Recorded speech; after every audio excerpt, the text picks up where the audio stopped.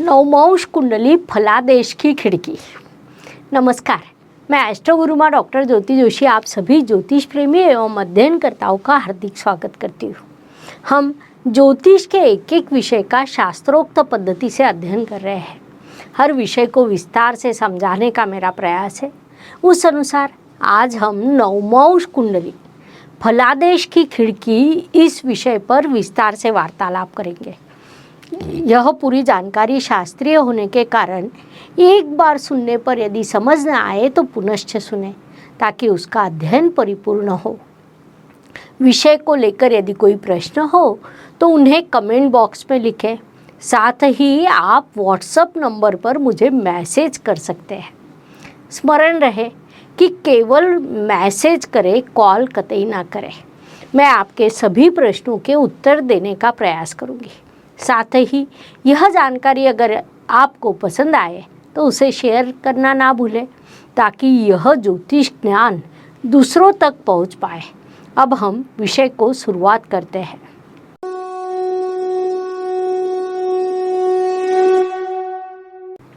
किसी भी कुंडली का विश्लेषण करते समय या फलकथन करते समय आवश्यक नियमों को हमने इससे पहले भाग में अध्ययन किया। इसके पहले हमने जन्म कुंडली और कुंडली से संबंधित सभी विषयों को विस्तार से अध्ययन किया। अब हम नवमांश कुंडली, जो फल कथन के लिए अत्यंत महत्वपूर्ण इसका अध्ययन करने वाले हैं। फल कथन करते समय, किसी कुंडली का अध्ययन करते समय अति सूक्ष्मता से किसी विषय को समझना हो तब नवमांश कुंडली देखी जाती है। इसीलिए नवमांश कुंडली क्या होती है, इसे समझना अत्यावश्यक होता है। नवमांश कुंडली नाम में ही उसका गर्भित अर्थ छुपा हुआ है। जन्म कुंडली का लग्नांश एवं ग्रहों के 9 समान भाग करने पे एक नवमांश का विचार किया जाता है। नवमांश कुंडली क्या होती है, इसे उदाहरण के साथ स्पष्ट किया जाए तो किसी कुंडली का अध्ययन करते समय उसमें कई दोष दिखाई देते हैं तो जातक की समस्या का कारण वह दोष है, ऐसा कहा जाता है। लेकिन वह दोष कुंडली में क्यों उत्पन्न हुआ, उसके लिए कौन सी स्थिति जिम्मेदार थी, इसका सूक्ष्म अध्ययन करने के लिए, निष्कर्ष तक पहुंचने के लिए नवमांश कुंडली देखी जाती है। ग्रहों का बल और उनकी फल देने की संभावना नवमांश कुंडली से अधिक स्पष्ट होती है। इसीलिए किसी भी कुंडली का विश्लेषण करते समय या फल कथन करते समय नवमांश कुंडली को देखना अत्यंत आवश्यक होता है। जन्म कुंडली को कैसे बनाया जाता है, इसका अध्ययन हमने पहले किया है। नवमांश कुंडली कैसे बनाते हैं, इसका अब हम अध्ययन करने वाले हैं। एक राशि का विस्तार 30 अंश तक होता है, इसका भी अध्ययन हमने पहले किया है। एक राशि का नवमांश अर्थात 30 अंश का 9वां हिस्सा 3 अंश और 20 कला आता है। इसका अर्थ है कि एक राशि में 9 नवमांश होते हैं। 30 अंश के समान 9 हिस्से करने के बाद एक नवमांश आता है। पहला नवमांश 0 अंश से 3 अंश 20 कला तक का होता है। दूसरा नवमांश 3 अंश 20 कला से 6 अंश 40 कला तक होता है। तीसरा नवमांश 6 अंश 40 कला से 10 अंश तक होता है। चौथा नवमांश 10 अंश से 13 अंश 20 कला तक का होता है। तो पांचवा नवमांश 13 अंश 20 कला से 16 अंश 40 कला तक होता है। छठा नवमांश 16 अंश 40 कला से 20 अंश तक होता है। सातवां नवमांश 20 अंश से 23 अंश 20 कला तक होता है। आठवां नवमांश 23 अंश 20 कला से 26 अंश 40 कला तक होता है। और नौवां नवमांश 26 अंश 40 कला से 30 अंश तक का होता है। आप इस स्क्रीन का स्क्रीनशॉट निकाल सकते हैं ताकि आपको जब भी ज़रूरत पड़े आप अध्ययन कर सकते हैं। नवमांश कुंडली में राशियों का स्थान ध्यान में लेना हो तो मेष, सिंह, धनु ये तीनों अग्नि तत्व के राशियों के नवमांश का प्रारंभ मेष राशि से होता है। वृषभ, कन्या, मकर इन पृथ्वी तत्व के राशियों के नवमांश का प्रारंभ मकर राशि से होता है। मिथुन, तुला, कुंभ इन वायु तत्व के राशियों का प्रारंभ तुला राशि से होता है। तो कर्क, वृश्चिक, मीन इन जल तत्वों के राशियों का प्रारंभ कर्क राशि से होता है। Please like, share and subscribe the channel और हाँ, बेल आइकॉन दबाना ना भूलें। धन्यवाद। एक बात स्पष्ट रूप से आपके समझ में आई होगी कि राशि के नवमांश का प्रारंभ अपने ही स्वभाव या तत्व की राशि से होता है। आपके अध्ययन के लिए यह जानकारी हमने संक्षेप में दी है।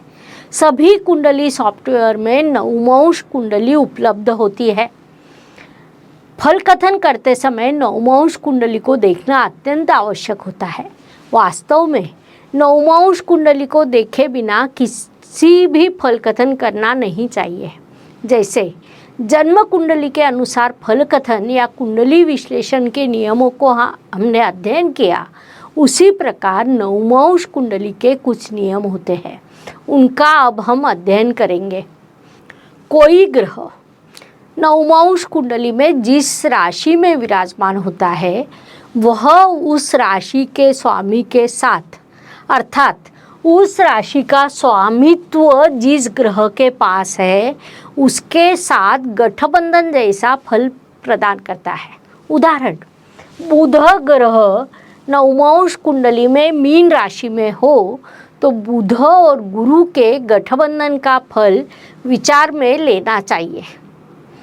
कोई भावेश नवमांश में होता है, उस नवमांश के अधिपति से गठबंधन जैसे फल स्थान के अनुसार प्राप्त होते हैं। फिर कहूँगी, कोई भावेश जिस नवमांश में होता है उस नवमांश के अधिपति से गठबंधन जैसे फल स्थान के अनुसार प्राप्त होते हैं। इस नियम को स्पष्ट करने के लिए कहा जाए तो मूल कुंडली का सप्तमेश मंगल ग्रह नवमांश में कुंभ राशि में है तो शनि और मंगल गठबंधन का फल सप्तम स्थान के अनुसार प्राप्त होता है। साथ ही दशमेश गुरु यदि नवमांश में सिंह राशि में विराजमान है तो रवि और गुरु गठबंधन का फल दशम स्थान के अनुसार प्राप्त होता है। मूल कुंडली का कोई ग्रह नवमांश कुंडली में भी उसी राशि में हो तो उसे वर्गोत्तम ग्रह कहा जाता है। ऐसा वर्गोत्तम ग्रह अत्यंत शुभ फल प्रदान करने वाला और योग कारक बन जाता है। उदाहरण, मूल कुंडली में मंगल ग्रह यदि वृषभ राशि में है और नवमांश कुंडली में भी वह यदि वृषभ राशि में हो तो मंगल को वर्गोत्तम ग्रह माना जाता है, उसका बल बढ़ जाता है। मूल कुंडली जिस राशि के लग्न की हो, मूल कुंडली जिस राशि के लग्न की कुंडली हो वही राशि नवमांश कुंडली की लग्न राशि हो तो उसे वर्गोत्तम लग्न कहा जाता है।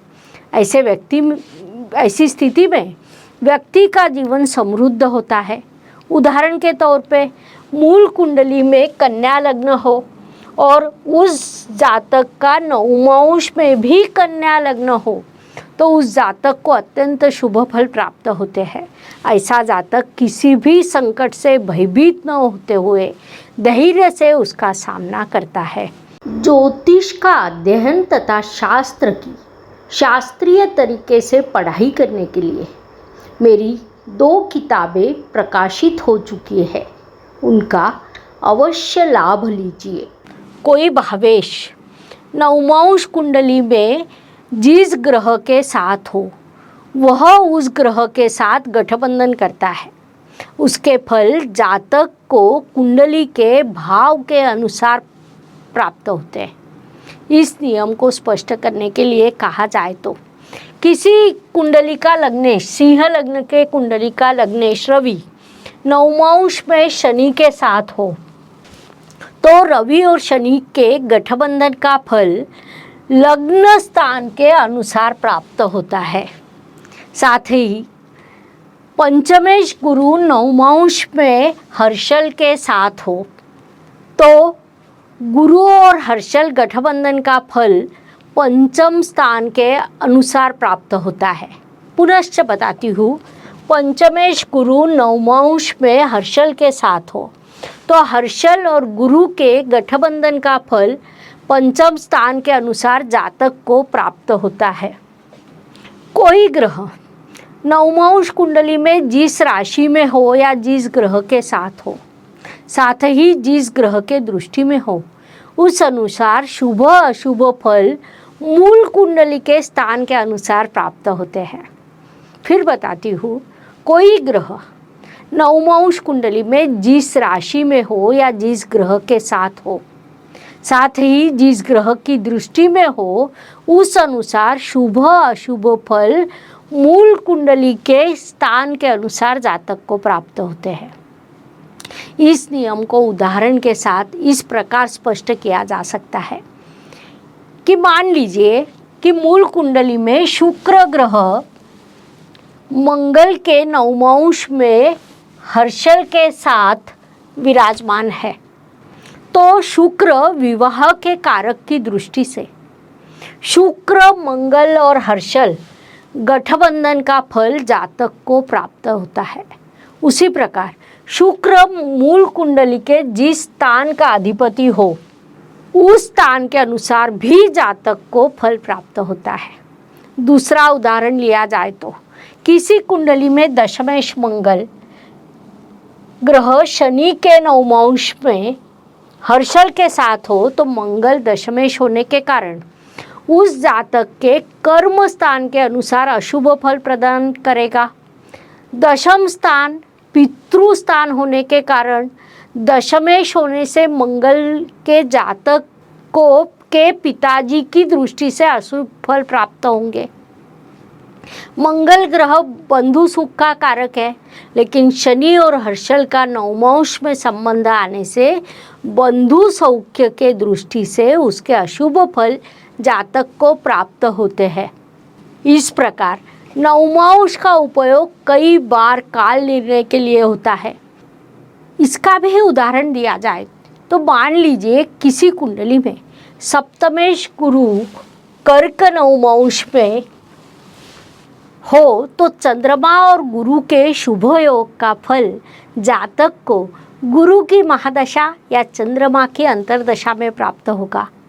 और एक उदाहरण लिया जाए तो किसी कुंडली में पंचमेश मंगल ग्रह शनि के साथ नवमांश में राहु के साथ है, उसी समय गुरु मकर नवमांश में हर्षल के साथ हो तो मंगल संतति स्थान का स्वामी होने के नाते जातक को अशुभ फल प्रदान करेगा और गुरु ग्रह भी संतति का कारक होने के नाते जातक को अशुभ फल प्रदान करेगा।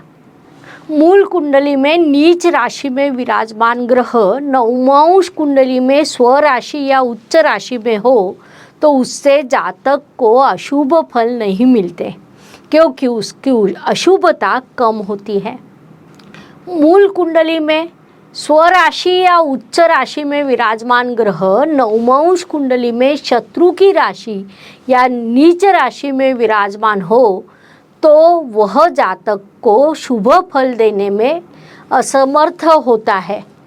उदाहरण के तौर पर गुरु ग्रह मूल कुंडली में कर्क राशि में विराजमान है, लेकिन नवमांश वो शनि की राशि में, मकर राशि में या बुध ग्रह की राशि में है तो वह शुभ फल देने के लिए असमर्थ होता है।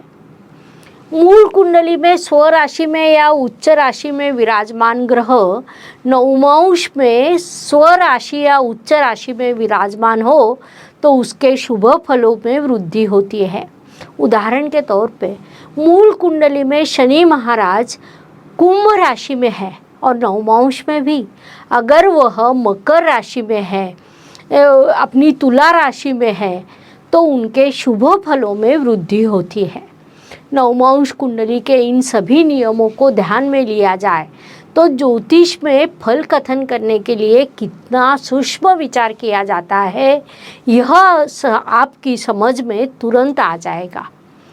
मानव कल्याण हो और जीवन सुख आनंद समाधान से भरा जा सके, इसके लिए ज्योतिष शास्त्र में विषय के हर पहलू को तलस्पर्शी अध्ययन किया गया है।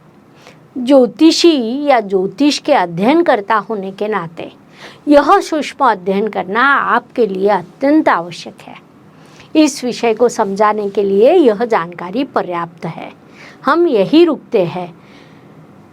मैं पुनश्च बताना चाहूँगी, यह पूरी शास्त्रीय जानकारी होने के कारण हो सकता है एक बार सुनने से समझ न आए, इसीलिए उसे पुनश्च अवश्य सुने और पूर्ण रूप से समझ ले ताकि आपका ज्योतिष ज्ञान परिपूर्ण हो सके।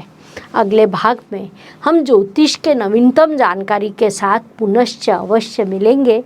धन्यवाद। शुभम भवतु। जय ज्योतिष। Please like share and subscribe the channel और हाँ, बेल आइकॉन दबाना ना भूलें। धन्यवाद।